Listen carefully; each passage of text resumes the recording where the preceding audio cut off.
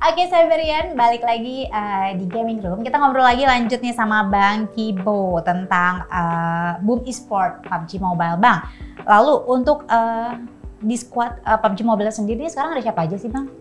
Kita tuh sekarang ada 5 orang. Pertama itu Rezi sebagai in-game leader. Habis itu ada Yami sama Ponbit, ya itu yang dapat medali emas di games kemarin. Kemarin itu. Habis itu ada Acul, nah ini player baru kita. Sama yang kelima ada Ken.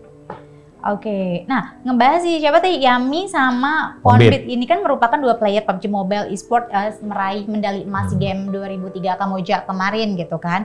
Bisa diceritain nggak sih Bang kok si Boom Esport sendiri bisa ngedapetin 2 pemain hebat ini loh? Kita mulai dari Ponbit dulu lah ya. Ponbit ini kan bergabung sama kita kan di tahun 2001. Iya. Nah, jadi dulu itu coach kita tuh namanya Andrew. Dia itu kan sering nontonin. Kalau dia tuh kalau nyari talent, kadang ngeliatnya dari YouTube kan. Nontonin turnamen, nontonin konten kan. Nah, kebetulan si Ponbit ini pemain yang suka bikin konten.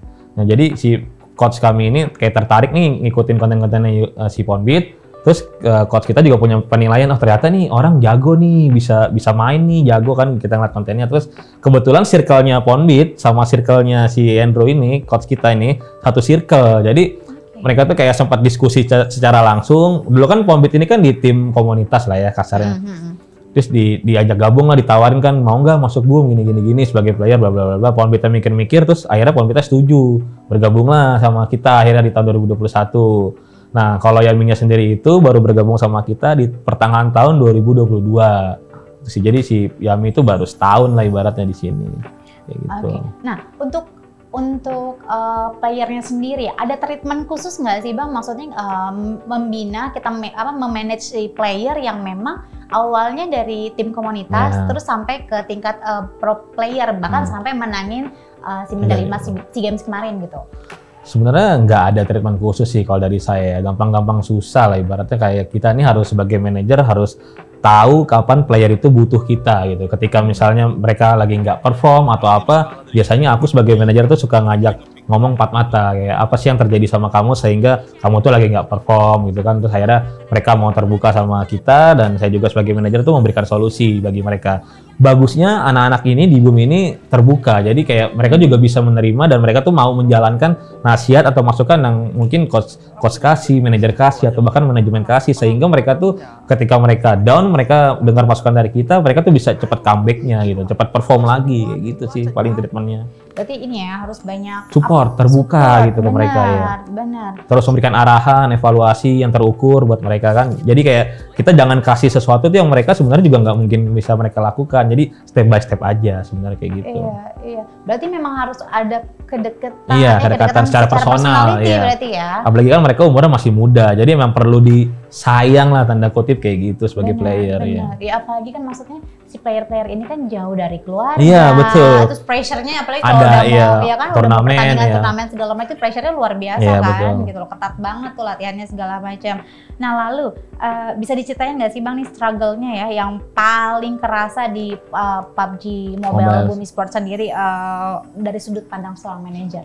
Kalau struggle tuh udah paling berasa tuh kalau bursa transfer dibuka gitu kan. Jadi kan sometimes tuh lebih ke overthinking sih, kayak misalnya bongkar pasang formasi, bongkar pasang pemain ya kan. Apakah formasi yang kita bongkar saat ini tuh bakal works, bakal kerja apa enggak nih di season berikutnya? Apakah ini keputusan yang tepat? Misalnya kita nggak mau lanjut nih sama si A, kita pakai pemain baru nih si B. Nah, apakah si B ini bakal lebih oke dari si A yang udah nggak sama kita? Nah, itu tuh kayak overthinking. Apalagi misalnya kita membeli pemain yang harganya mungkin dikatakan mahal. Kalau misalnya dia sampai nggak perform kan jadi pusing sendiri, jadi kayak bingung sendiri.